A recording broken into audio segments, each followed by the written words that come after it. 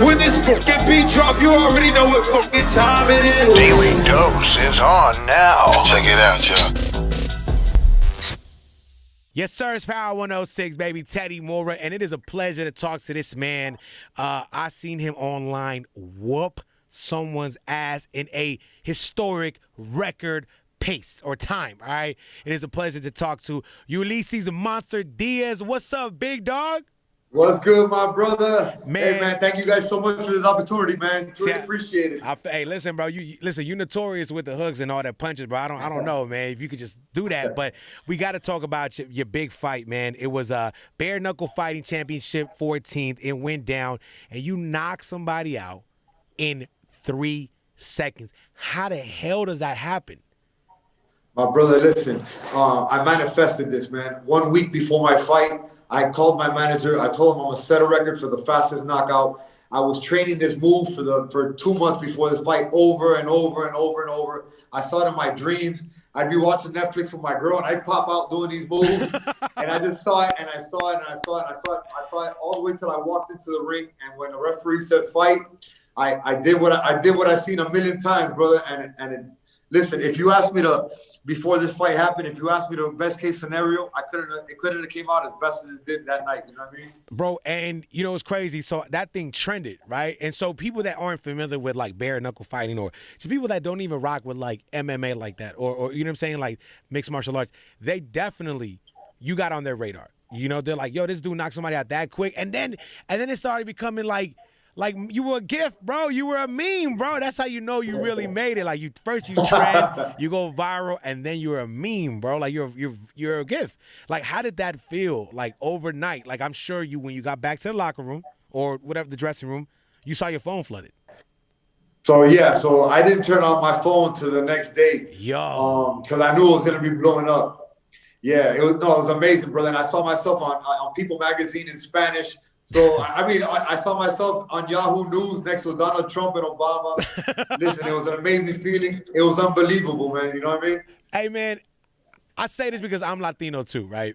Yes, especially you have a legendary last name, obviously, Diaz. You see it in MMA, but like Latinos, Cubanos, like getting in like how you get down, you don't see that too much. Obviously, like we go the boxing route or we go the baseball route, or you understand me? Like, was it different? You're saying like I'm full blown Latino Cubano de Miami, and I'm about to embark on this journey.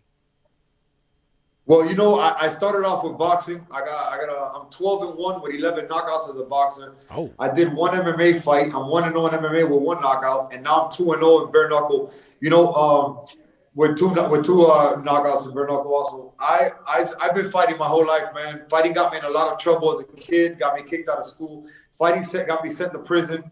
And now, man, I turned my life around. Yeah. I help people out, and now fighting gets me paid, man. So it's an amazing thing to be on this journey. Bro, I hear that, man. I used to get in trouble for talking too much in school, and now look at me, I get paid to talk, bro. So it's funny how life works. When was for that. You know, I've never asked this question because I always thought like, man, I don't know what the pushback might be. But being that you seem hella cool.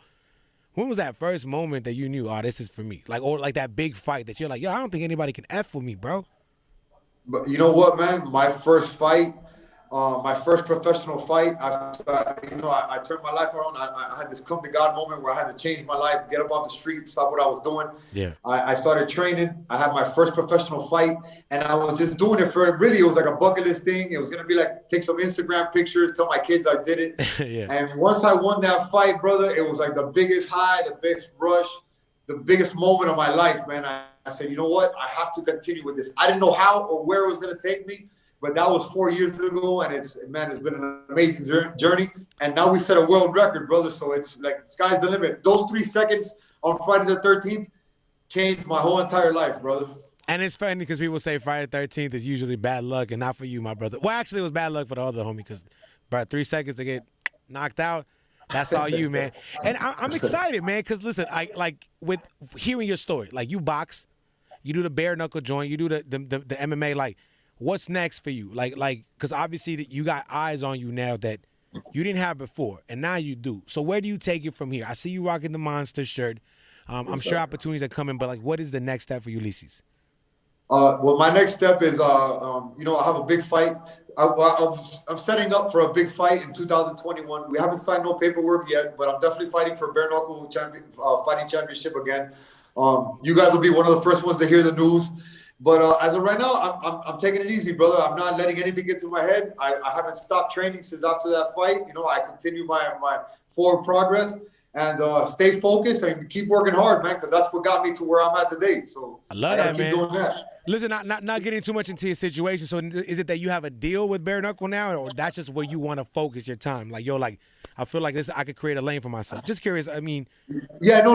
What it is really, I don't have a deal with them yet, but I want to focus on that because it's I fought for BKFC 10. I just did this knockout on BKFC 14. I'm one of the pioneers in this sport. As it's turned professional. So like UFC right now is in UFC 255. Right. Eventually this will be too, and you'll look back and be like, man, this is one of the legends that started this. You know what I mean? And not to call myself a legend or anything like that, but eventually I will be in this sport. Well, I mean, all the dudes that started doing it back in the day, the Tito Ortizes, the you know what I'm saying? Like they weren't gonna be called legends. They just did it first, and then look Absolutely. At them now. They're able to do it. What was that homeboy that was it named Chuck something help me out here. Chuck Liddell. Chuck Liddell and all kinds of movies and stuff like that.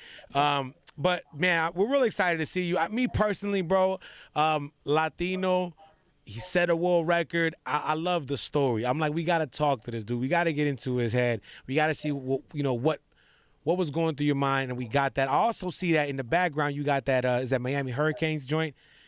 Did you play ball? Did you play for Miami, or you were busy running the Miami streets? I wish I did. I love the Miami Hurricanes. I never had a chance to do really sports in school, man. I was good at school. I wasn't good at behaving good in school. Got me in a lot of, like I said, fighting got me in some trouble. But man, we fixed all them problems.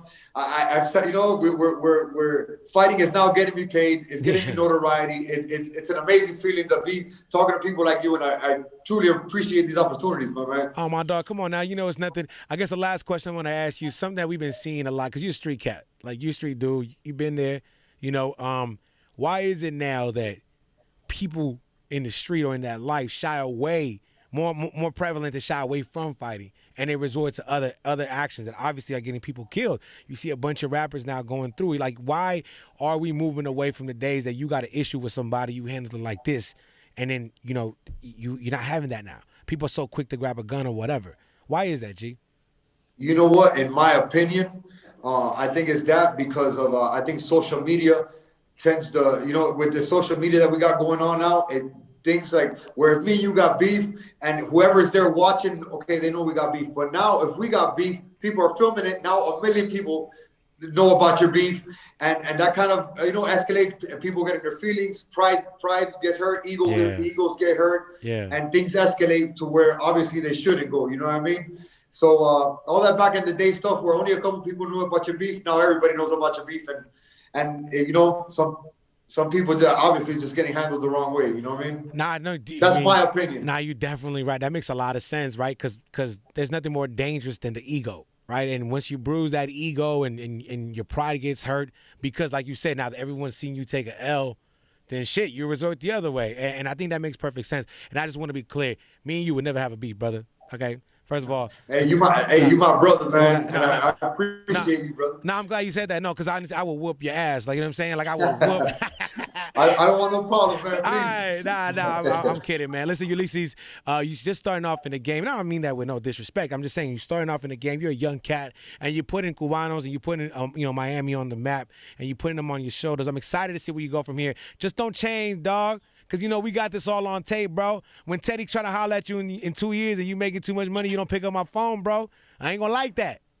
You crazy, man. I'll pick up your phone on the first dial, brother. My man, listen, that's Ulysses Monster. Come on, man. Monster been holding it down. He will continue to keep on breaking records and catching all your eyes and attention. Your next fight, do we have a date for it? As of yet, I don't have a date as of yet, but you guys will be the first to know. I'll definitely hit you up, my brother. That's my man, Ulysses Monster Diaz. You got some problem, holla at him, man. He gonna take care of that. My G, be safe. When this fucking beat drop, you already know what fucking time it is. Now, check it out, y'all.